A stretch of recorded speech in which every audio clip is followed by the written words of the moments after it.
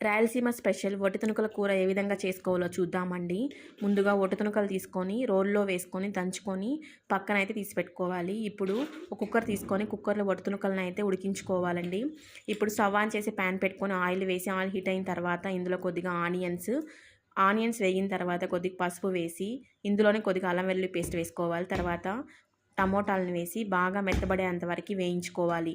ఈ టమోటాలు అంతా బాగా వేగిన తర్వాత రుచికి సరిపడ కారం పొడి, కొద్దిగా ధనియాల పొడి, కొద్దిగా గరం మసాలా, కొద్దిగా మటన్ మసాలా వేసి బాగా వేయించుకోవాలి.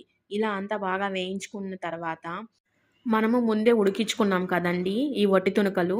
ఈ ఒట్టి తుణుకలనైతే మనము ఇప్పుడు వేయించుకుంటున్నాం కదా మసాలాలో అయితే వేసేయాలి. ఇలా వేసిన తర్వాత కొద్దిగా ఉప్పు వేసుకోండి. ఆల్రెడీ ఒట్టి తుణుకల్లో ఉప్పు ఉంటుంది కదా, చూసి అయితే వేసుకోండి. ఈ వట్టి తుణుకల్లోకి రాగి సంగటి చాలా అంటే చాలా బాగుంటుందండి.